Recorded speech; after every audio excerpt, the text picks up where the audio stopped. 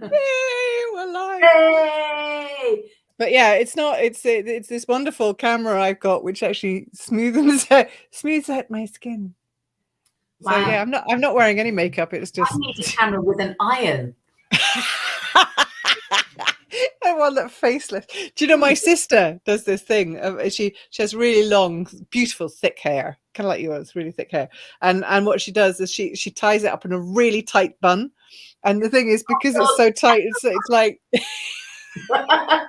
And she says it's the natural facelift. You know, you just tie your hair in a bun, really, twist it around, and it's like sucks everything backwards. Headache. I'm sure it can be a headache. She probably does, but it works for her. Hi guys. Hi Vicky. So we've got Vicky and we've got Tony with us. Hello Tony. Yeah. So but yeah. So so like facelifts, hairband facelift. Yeah. So, but yeah. I've been on Zoom all day. So it just if I'm starting to look. Hi Sophie. If I started to look a bit crazy and it's a little bit like I'm losing the plot, it's because I've literally been on Zoom since 12 o'clock today. So I've been doing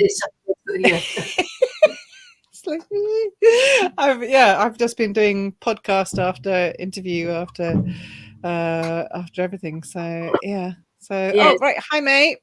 Hi mate. Also Leslie's here as well. So hi Leslie. Hi Leslie. It's when your eyes start looking a bit like this that you've got to start worrying. What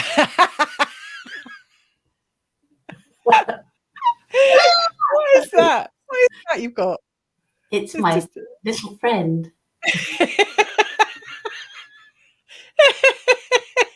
That's really quite cool. I used to have a load of them when I did storytelling in nurseries and things like that. And I would drive to the nursery with one on each hand. And I'd forget. And people looking in their mirrors at me behind. What the hell has that woman got on her hands? But the kids always love it because, I'd animate them and make them come alive, like, hello. They're cool. I like those, actually. That would work really well. That would work that works quite well, digital. That's another conversation, isn't it? Anyway, yes, imposter syndrome, which is what we're here to talk about. Sorry, someone says, I'm here for a short while. I have a coaching client on Mondays at 8:15 at the moment. Right. Okay. So we'll try and be quick. Yes, I don't know who you are because you've not registered your name, but if you let us know, we'll be able to say hello. But yes, imposter syndrome. Yes. Which I think imposter syndrome. We were talking about this last week, which is why we sort of posted this subject up quite early on. But it is something that both of us have suffered with and potentially still suffering with. Still do. And it's like it's something I fight with all the time, and I do genuinely sort of like try to overcome it because I've had it a long time. And I reckon I've had it since school, certainly. But I remember certain experiences that I had when I was my second degree was marketing, and I did it at Napier University. And I remember when I sat the international marketing exam, and I sat down and I opened the paper, turned it over, and it's the first and last time ever I've been in an exam where I literally read the questions, and in the middle of this silent hall, I went, and I just guffawed because I just looked at the questions and went, there isn't a hope in heck.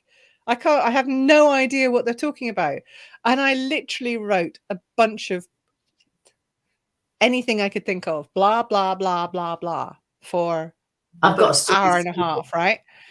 And, I went out of that laughing and just going, that is just ridiculous. That was a mental, absolutely mental exam.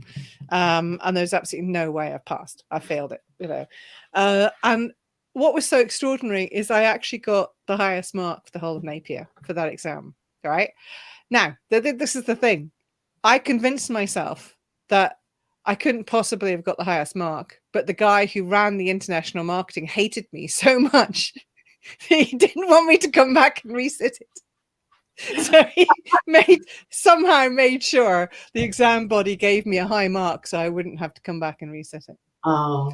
Now that is imposter syndrome. I had a really extraordinary experience when I was studying Spanish. Okay. And even though I had a wide vocabulary from living in Peru, I only ever spoke in the present tense when I was in Peru. I didn't know past, pluperfect, yes. nothing like that. It was just with my friends, I'd say launch into el pasado, and then I'd start talking in the present tense. Yeah. So they understood that I was really sort of meaning in the past, which is really strange.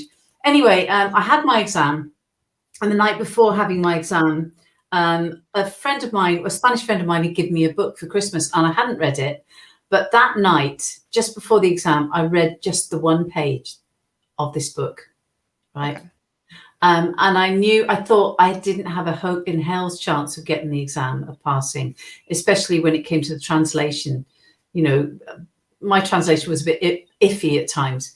So anyway, I had been drinking the night before, and I was still drunk when I went to the exam. My friend had to literally carry me there because I wasn't walking in a straight line at all, to give me a bit of Dutch courage. And during the exam, when we turned the paper over, she just said she heard me sort of like laughing and then writing like a maniac. My head went down and I was writing like a maniac. And she's thinking, that's it, she's lost the plot. She's just writing absolute rubbish. It's going to be a whole load of twaddle and she'll get thrown off the course. What had happened was I turned over the paper, and what I recognized, it was just that one page that I had read the night before from that book. And I got the highest translation. It was like, yes, because I was like punching the air, going, yes, yeah, beautiful. Yeah, really sort of going over the top about it. So that was my other way, yeah.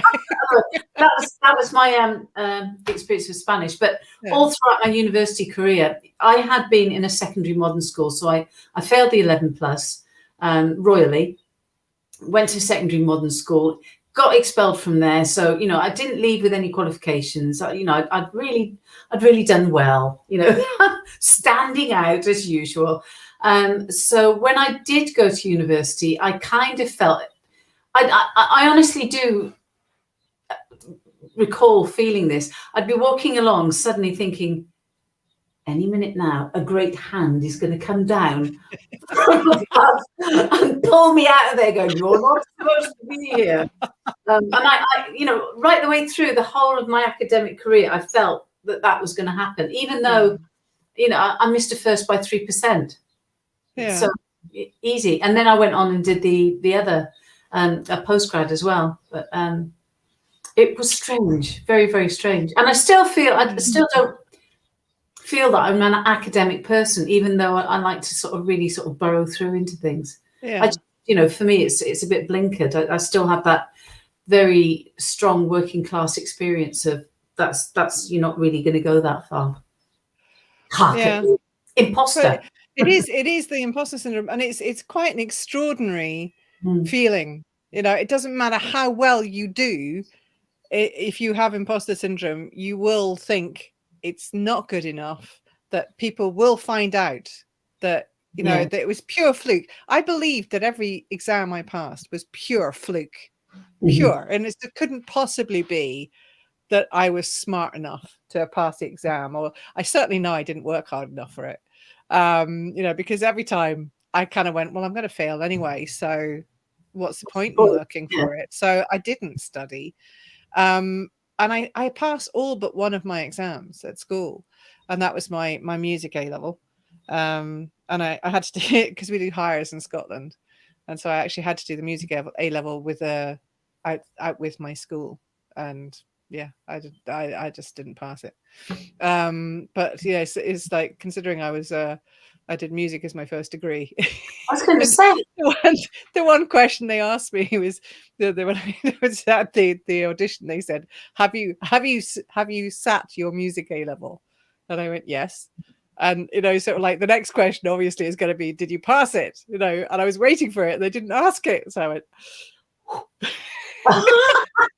I did sit my music A level, you know, sort of like, Yeah. but yeah. So it was, yeah. But always, you know, I passed my driving test, and I just went, you know, how the heck, you know, the guy can't have been looking, you know, and it's that constant feeling of, you know, that whatever you've done, you know, it's not only that it somehow was a fluke, but that somebody is going to find out, and they're gonna know you're an imposter, and they're gonna out you for it, and you're gonna, you know, somebody's gonna turn around and say, you know, you're not good enough for this. Yeah. And it was really interesting. It's something you'd looked up just before we started as well, which there is an opposite, which is the Dunning-Kruger. Dunning-Kruger effect, or which is the opposite of it, where, you know, they think they couldn't possibly do anything wrong, and they're absolutely perfect and marvelous, you know. And like you said, you know, those that go on the X Factor don't realize all that rubbish singing or what have you. So and they're the ones that basically they'll sing completely out of tune, and you know the judges will say that was terrible, and they'll argue with the judges. They'll say, no, you're wrong, I'm brilliant at this, right? That's Dunning-Kruger. And you know, it's like those are the ones. But it was really interesting because we had a slight revelation before we came on, and that's the thing is that the people with the Dunning-Kruger effect, those that think they are all that, don't ever try and learn, right? They don't try and get up a level, do they? They don't, because they're already all there. They are perfect at what they do, so they never try. Whereas the people who have imposter syndrome are all trying to get better, so that they will be the level that they already are, but that they want to be. So they're continuously trying to get better because they don't think they're good enough. So the people who have imposter syndrome is why so many of the authors and the writers and a lot of people on the Book Whisperers who don't think that they are good enough actually are. And they are much better than they think they are. But because they have imposter syndrome, they're going to carry on striving to learn that craft. They're going to carry on trying, experimenting, pushing those boundaries out because they have imposter syndrome. And it's like really interesting. So it's not actually necessarily a disability, although recognizing it and count. And I mean, I do it all the time. I really try and go, well done, Mary. That was good. You did that, you know, but it's a conscious effort because, you know, I'm not naturally going, oh, good, well done for me, you know, and it takes a lot for me to actually, you know, go on and say, I've done this, isn't this great? You know, it's really tough for me to do that, but I force myself to do it. It's a bit like when someone gives you a compliment, you sort of say, oh, I'll kind of brush it off because it's difficult. It's almost difficult for me to accept a compliment. But it's about practicing that, because you've got to be gracious to the person that's giving you the compliment as well, rather than going, oh, you know, that's embarrassing. Rather than dismissing it. Yeah. So it's about learning to actually hear that and accept that. You know, some people, you'll actually tell them to you blue in the face, you are really good at what you're doing. You know, you're doing a great job. And hang on one second. I know exactly. I've been telling somebody recently, and I have a feeling they might be watching tonight, and I'm going to look into the camera and say, we're talking about you. You are good enough. You do know that you are good enough. Deep down, you just got to have to accept it. Right. Sorry. Go on. Yeah, that's it. Get off the horse and drink your milk. There's a lovely thing. It's the person here saying, oh, I had never thought of the opposite before, and I don't feel like I have imposter syndrome, although I definitely don't think I am amazing at anything or anything like that. Certainly not perfect, and I do put a lot of effort in. What is the middle ground person called? Well, can I just normal? I would have said. But there are 5 different types. My little bit of research that I looked up into, there are 5 different types of imposter syndrome. And one is natural genius. The other one is perfectionist. The other one is a superwoman or man. The other one is a soloist. And the last one is the expert. So there are 5 different categories. I haven't had time to actually go into them and find out what it is about these categories. Oh, I'd like to know. Yes, I'd like to find out about that. I'm going to have to go and have a wee neb and sort of rummage around in that. I think I'm probably the perfectionist or superwoman. I'm probably a mix between those two, if I'm going to recognise any of them. Well, alternatively, the natural genius, you know.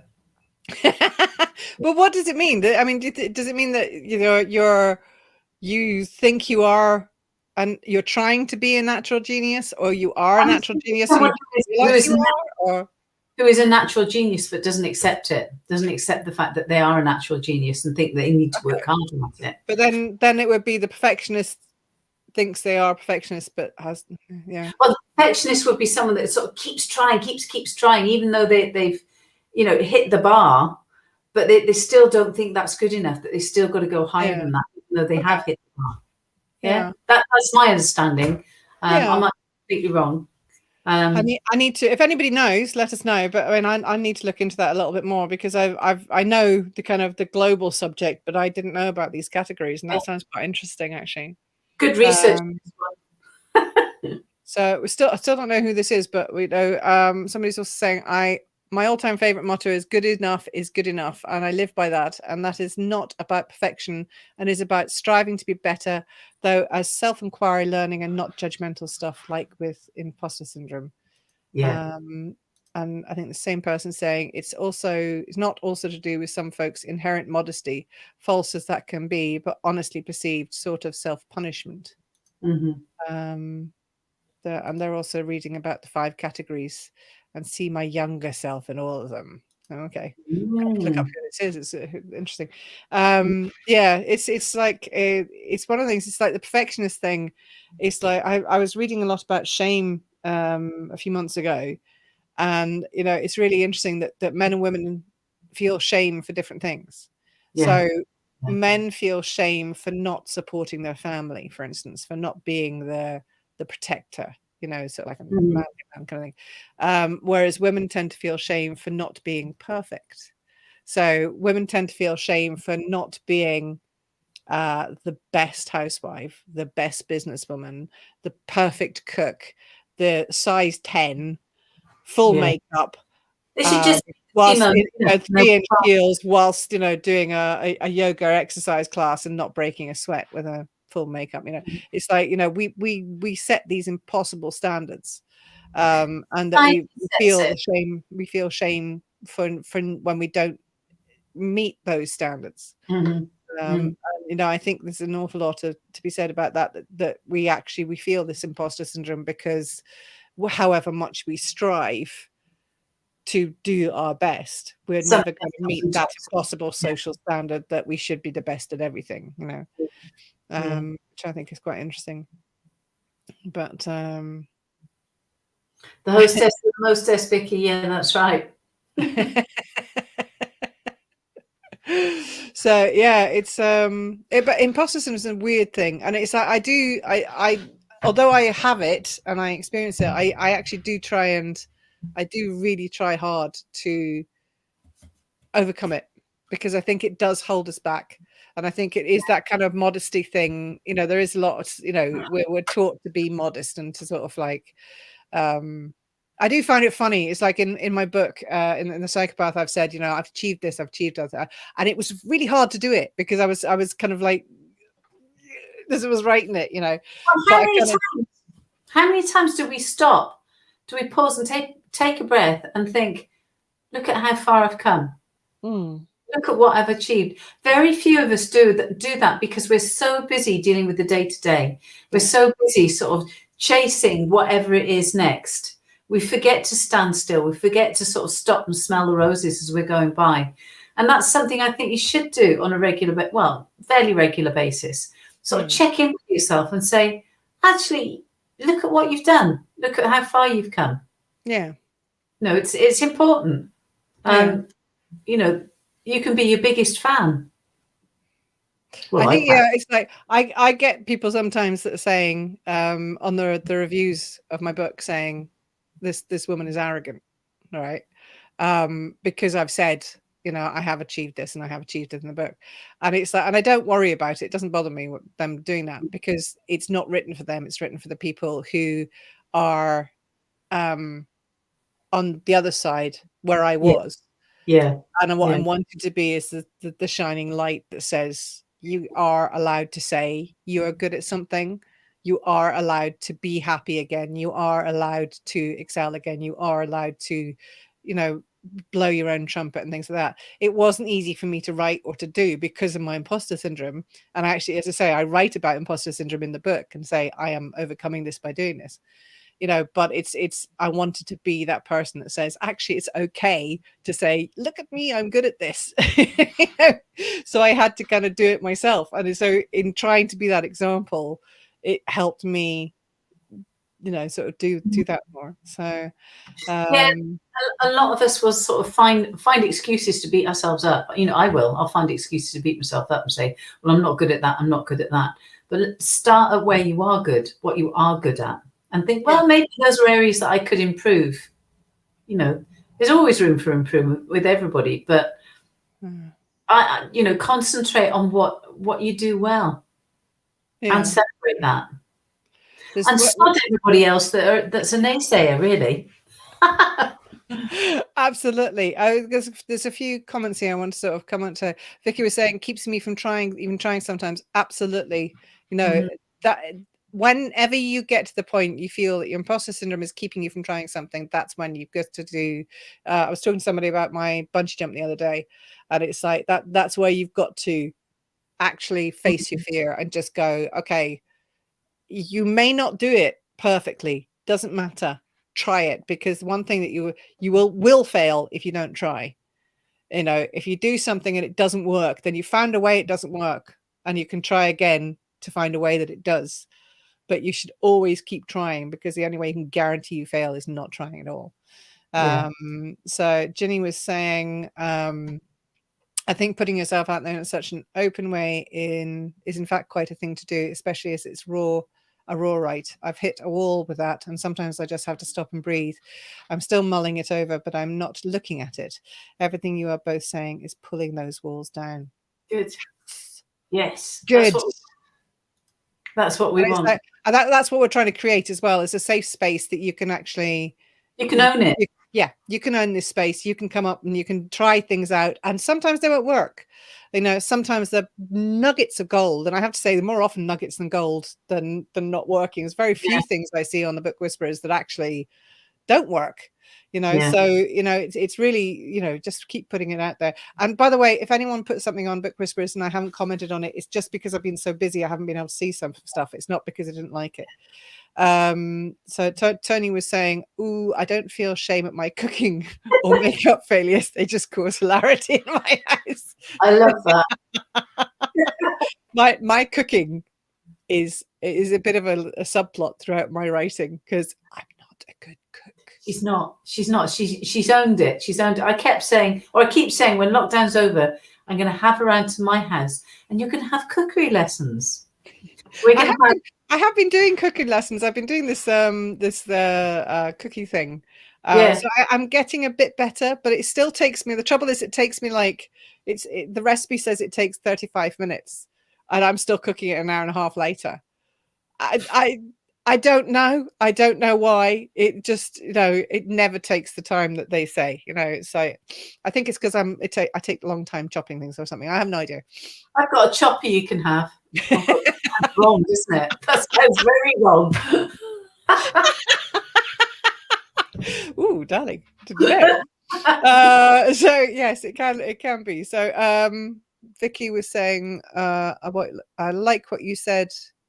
Vicky was saying, I like we said about your difficult feedback. Absolutely. Whenever you get difficult feedback, it's like, people have their own opinions. They're entitled to them.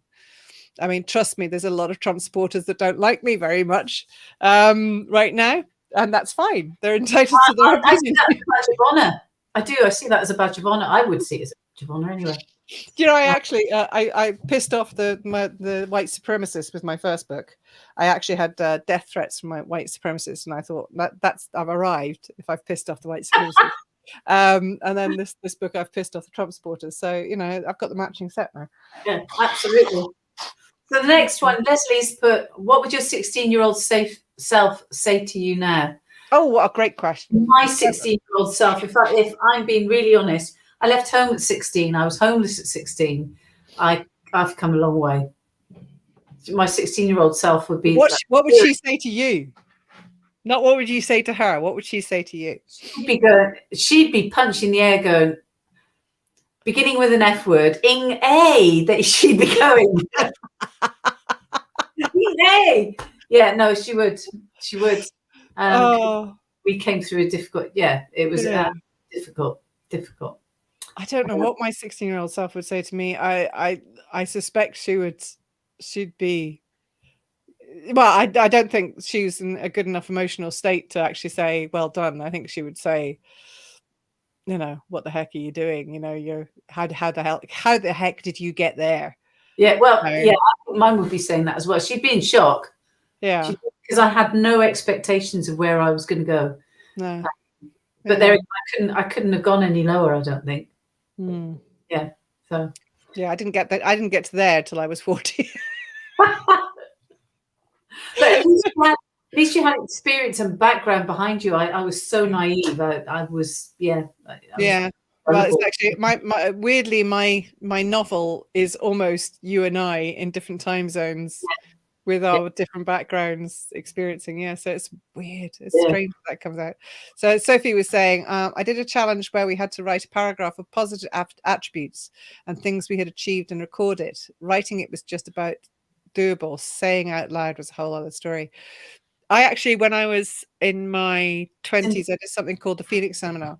And one of the things it said was one of the hardest things to accept is that your parents didn't love you. But the thing is that if your parents, I am getting to a point here, I promise. The thing is, if your parents didn't love themselves, they can't love you. So it's not a personal thing.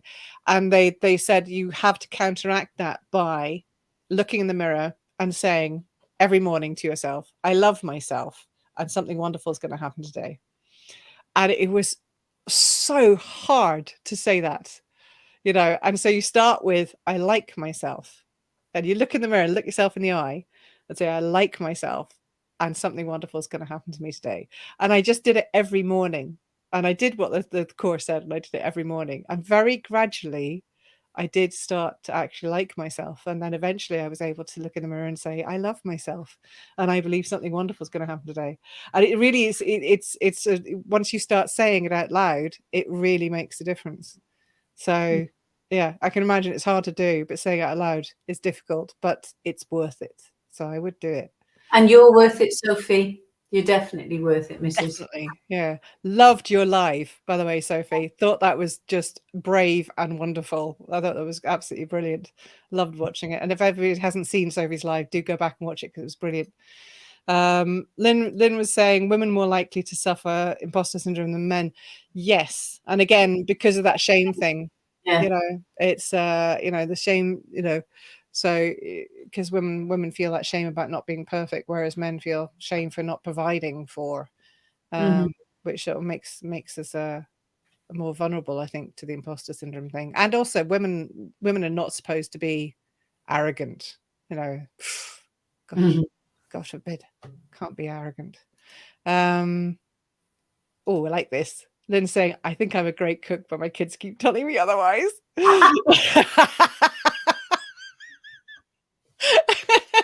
I have to say, I have experienced Lynn's cooking, and I think she's a great cook. So I think your kids are wrong.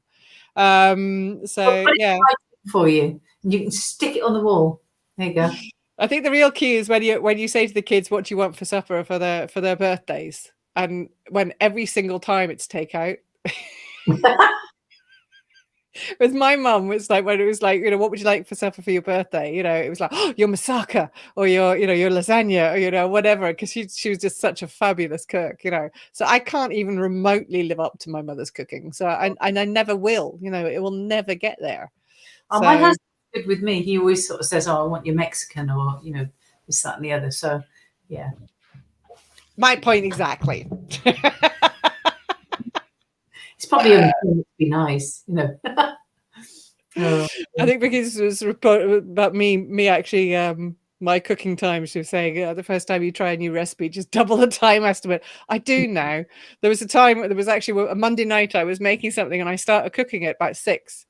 And then I got a phone call from Lee and she sort of said, oh yeah, it burned. Oh yeah, she said, you know, are you joining us? And it was 7:45, or it wasn't. It was about 2 minutes to 8, and they were sitting waiting for me. I was like, You know, sort of like, and then, you know, I sat and did the whole of the book whisperers, and then, you know, of course, the thing was still in the oven. So yeah. It showed me afterwards, and it looked like it had been congealed and stuck on the plate.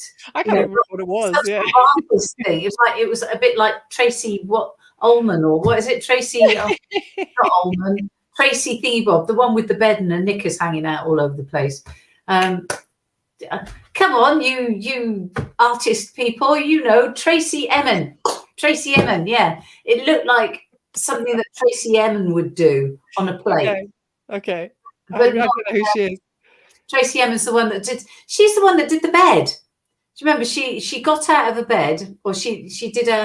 It's an installation. It was a bed, and it had all her dirty knickers all over the place and stuff like that. And that was put in as an installation in. It might have been one of the big art galleries in London or something like that. And I think that was the thing that put her on the map as an artist. It was like, geez, I could do that with my own house. You know, hold it right there. I'll just get my bed and sugar it about a bit and throw a few dirty knickers on top. You know, see how you like it. This doesn't rile you up at all, does it, Lee? No, it does. Not passionate about this subject at all, you know. Not remotely. I can get a bit passionate about these installation stuff. Turner Prize, yeah, she got the Turner Prize for her knickers and her bedding. It was like, God, I could do better than that. I've never even heard of this person, but you need to check her out. I mean, she does. Tracy somebody, yeah. Tracy Emin. Tracy Emin. So, yeah. Okay. So I know how to wind you up now. Yeah, Ginny, you're right. The bed was the crappiest thing I'd ever seen. I was gobsmacked. I was really gobsmacked. And use condoms. That's right. Bloody hell. I mean, jeez. Oh God. I could have done much better. What, more condoms?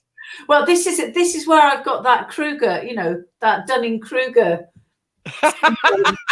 with the art installations. I sometimes look at art installations and I look at it and go, I never forget I went to one in Birmingham and it was about bicycles, and they just had a sort of like a bicycle tire, the inner tire of a bicycle sort of wrapped over a bit of wall, and that was art. I'm like, I could do that. I could do a much better job than that. You know. I remember when I was at college, I did an essay on the bricks. That actually, there was a guy that did the brick walls. He did a pile of bricks or something, and then he'd got rid of the bricks, and the Tate Gallery bought it for 200 grand. That work of art for 200 grand, and he was like, "Oh, okay," and it was different bricks because he had to get a whole new set of bricks and recreate it because he'd chucked them out. It's like 200 grand. I just like, so I wrote a whole essay on this when I was at college. I was just like, load of bollocks. Yeah. So yeah, but yeah, absolutely. Vicky was saying that Tracy didn't have IIS, did she? No, well, no, she bloody didn't. Do you know what? Now I'm on a mission. I am going to do an installation with my willow weaving. What do you think, Beastie? Yes, I think you should. I think you should. Yeah. I think I should add that comment again. And use condoms. Yeah. In fact, I'm going to weave some used condoms and dirty knickers into your willow. Yeah, that would do it. Yeah. In fact, that will go on the Fringe Festival thing. It will be there. Yeah. Oh, so Sue would love that. She'd absolutely love it. So to do stage so in her 20s and busting a gut to get anywhere, and someone throws pants around. Are you shitting me? And Beastie saying, yeah, love it. I think she just accepted your invitation. Right. Yeah. So, we're on. Yeah. We're something really exciting with that. Yeah. So we're chatting away here about imposter syndrome, not dirty knickers. Although, you know, our conversations never stay on topic, do they? Sorry, the squirrel came out again. So yes, imposter syndrome. So what task are we going to set them this week?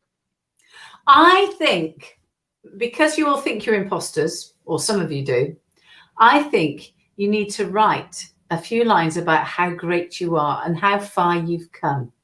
Celebrate. And what you're most proud of. Yeah. So, and it can't be your kids, all right? No. Because that's you're proud of something else somebody else has done. It's something you've done. So And we want you to crow. Yeah, and I would like you to dream about where you're going to end up. It can be a mad dream. It can be a superficial boast, but dream about where you'd like to be. Yeah. Where you'd like to end up. Wow. I like that. I like that. That's good. Okay. So you're going to have to crow about something you've achieved. And you have to fight against the apologies or, well, I'm not really good at this, but I'm going to say that I've done this, such and such. Nah, you've got to crow. So you've got to go, I've done this, and isn't it wonderful? All right. Yeah. And it feel uncomfortable. But the more we get you doing that, the more you're going to accept that actually you guys are really good at what you're doing. Yeah. All right. So crow about something you've done and dream about something you want to achieve. Big. Dream big. Dreams do come true if you think about them and you dream about them enough. They come true. Definitely. Definitely. No, you've got to think about them first. You've got to imagine them. So state that again, please, Vicky, saying, so you've got to crow about what you want to achieve. Sorry, crow about something you have achieved and you're proud of, and not your kids, something you personally have done or written or achieved or whatever the words are, and dream and share a dream. You can do it in the same piece, or you can do it separately, and you can do it on video if you want, if you don't want to do it in the written word. But yes, so crow about something you've achieved and you're proud of, and tell us a dream that you want to achieve. That makes sense? Yeah. Okay. And we'll do it too. Won't I we, Lee? win a Turner Prize. Is that what you're dreaming for? I am. Turner Prize. I am. Are you prepared? Are you prepared to use used condoms? That's the question. Absolutely. I've got no problem with condoms. In fact, I'm going to use balloons and put white milk in it. They look like elephant condoms. Yeah. Yeah. I just all the cheeky stuff. So, in 2 sentences, Vicky. No, isn't it as many sentences as you like? 500 words if you want, but not too much. But just if you could do it in 2 sentences, you can. But try and do a nice piece for us to read. Yeah. Yeah. Brilliant, guys. Nice conversation tonight. Enjoyed that. Good. It's been good. I can't wait to see your dreams. Me too. Ditto. All right. So brilliant, guys. Well, listen, have a lovely evening. Have a lovely week. We'll see you next week. It was another fascinating topic that we can think of. All right, guys. You take care. Stay well till then. Stay safe. Take care. Bye. Bye.